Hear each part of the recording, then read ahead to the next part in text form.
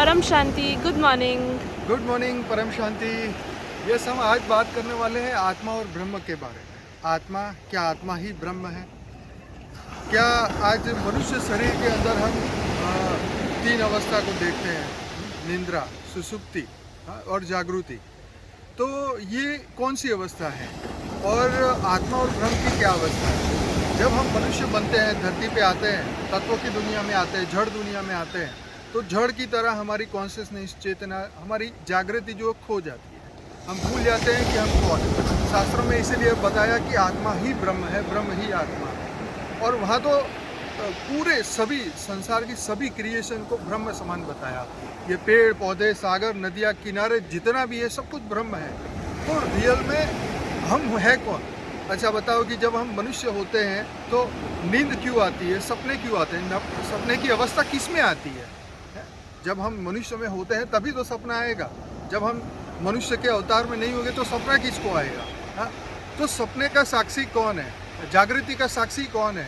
जब समाधि में जाते हैं तो उसका साक्षी कौन है? तो जो साक्षी है वही आत्मा है, और वही आत्मा ही ब्रह्म है, वही दिव्य आत्मा है, वही चैतन्य आत्मा है, वही जागृत आत्मा है। लेकिन हम जान नहीं पाते कि उसका अंतर क्या है। तो जब आत्मा क्रिएशन से अलग होती है और होते होते होते जब ये धरती लोक पे आ जाती है तो वो ब्रह्म से जुदा हो जाती है। राइट, है वो उसी का अंश, लेकिन जुदी हो जाती है। जैसे लहरें सागर से निकल के बाहर आती है और वो ख़त्म हो जाती है, लेकिन अगर वो वापस चली जाए लहर तो सागर के समान बन जाती है। सागर की एक बूंद है तो सागर ही, लेकिन अगर वो बिछड़ गई तो वो ख़त्म हो जाएगी। अगर वापस जुड़ गई तो वो सागर बन जाएगी। तो हम भी वही चैतन्य है, वही हम ब्रह्म है, वही हम आत्मा है, वही हम दिव्य आत्मा है, जागृत आत्मा है। बस जो जो अवस्थाएं हैं, राइट, जो आत्मा की अवस्था है, सुसुप्ति, निद्रा अवस्था, जागृत अवस्था, समाधि अवस्था, ये अवस्थाएं बदलती रहती हैं मनुष्य के चित्त के हिसाब से, उसके मन के हिसाब से, उसकी बुद्धि के हिसाब से, उसके ज्ञान के हिसाब से, उसके अज्ञान के हिसाब से। तो जैसे जैसे जैसे उसका ज्ञान बदलेगा, उसकी अवस्था बदलेगी, उसकी जागृति अवस्था बदलेगी, उसकी समाधि अवस्था बदलेगी, उसके विचार बदलेंगे और उसकी दुनिया बदलेगी।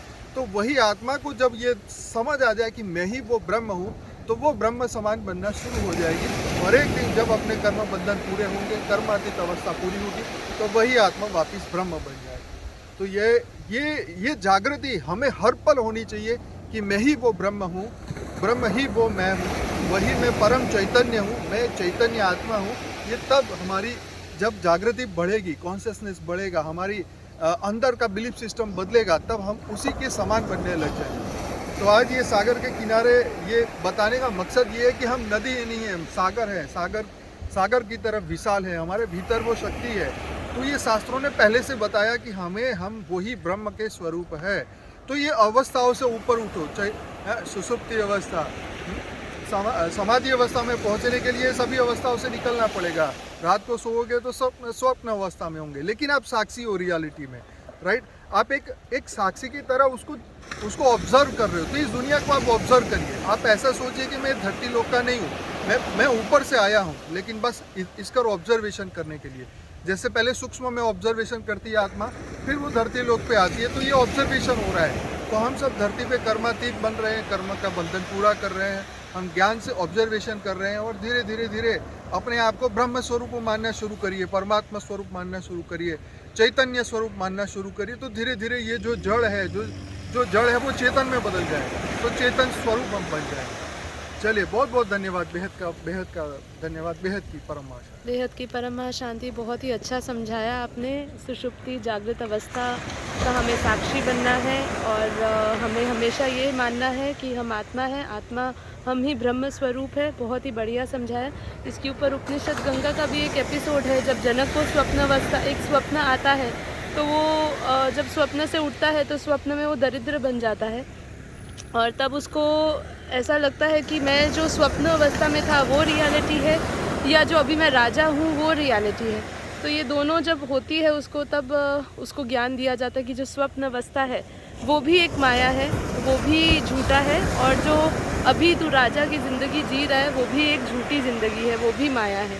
तो ये बहुत सही कहा कि अगर आपको स्वप्न के दुख से बाहर निकलना है तो जागृत होना पड़ेगा, क्योंकि स्वप्न से दुख से बाहर निकलने का एक ही मात्र उपाय है जागृति, आत्म जागृति। और उसमें भी अगर ब्रह्म जागृति हो जाए, परमात्मा की जागृति हो जाए कि ये परमात्मा की ही स्वरूप है, सृष्टि में जो कुछ भी है वो परमात्मा का ही है, अगर ये भी जागृति हमारी बनी रहे तो हम धरती लोक के सभी दुखों से मुक्त हो जाएंगे। परम शांति। परम शांति, बेहद की परम परम परम शांति सभी को।